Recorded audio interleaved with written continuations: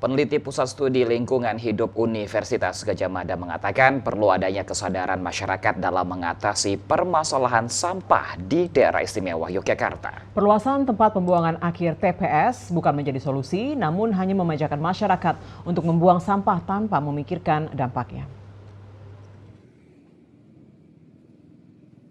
Permasalahan sampah di daerah istimewa Yogyakarta tak kunjung tuntas. Bahkan di awal tahun 2024, permasalahan sampah kembali menjadi ancaman bagi masyarakat dan lingkungan.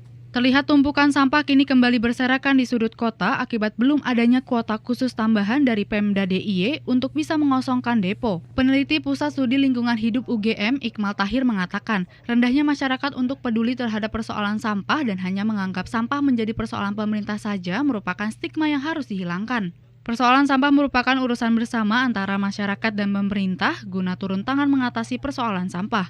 Namun masyarakat pun perlu menyadari karena merupakan penghasil utama sampah yang harus berperan aktif mewujudkan budaya 3R, yaitu reuse atau menggunakan kembali sampah, kemudian reduce berarti mengurangi sampah, dan recycle atau mengolah kembali sampah menjadi barang bermanfaat. Iqmal Tahir menegaskan perlu adanya kesadaran masyarakat dalam mengatasi permasalahan sampah di daerah istimewa Yogyakarta. Begitu juga dengan perluasan tempat pembuangan akhir TPS bukan menjadi solusi, namun hanya memanjakan masyarakat untuk membuang sampah tanpa memikirkan dampaknya. Jadi permasalahan sampah di Jogja itu kan sebenarnya prosesnya adalah berasal dari pengelolaan atau sistem yang digunakan adalah masyarakat hanya dibiarkan membuang, bayar retribusi, kemudian petugas operator sampahnya yaitu daerah itu adalah mengangkut, membawa ke TPS 3R, kemudian dibawa ke TPA Piungan ya sebagai TPA regional di kawasan Jogja.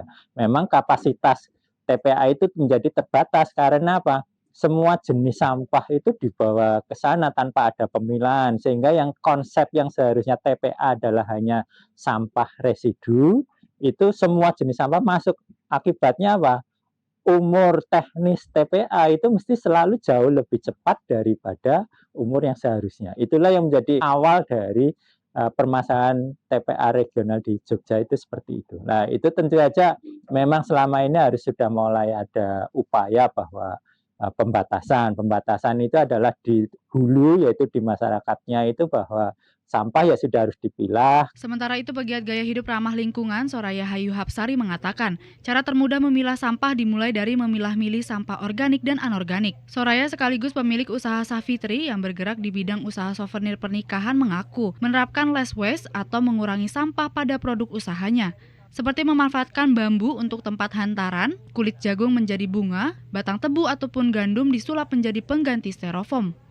Lebih fokus ke diri kita sendiri yang bisa kita kontrol gitu kan. Jadi mengubah habit gitu kan, yang pertama mencari dulu strong why-nya tuh apa sih gitu kan. Jadi alasan yang kuat untuk mengelola sampah tuh apa gitu kan. Nah, kalau udah kita membangun habit gitu dan mulai dari yang kecil-kecil, jadi nggak langsung besar gitu kan, kayak bawa tumbler kemana-mana, terus bawa tas belanja, itu akan lebih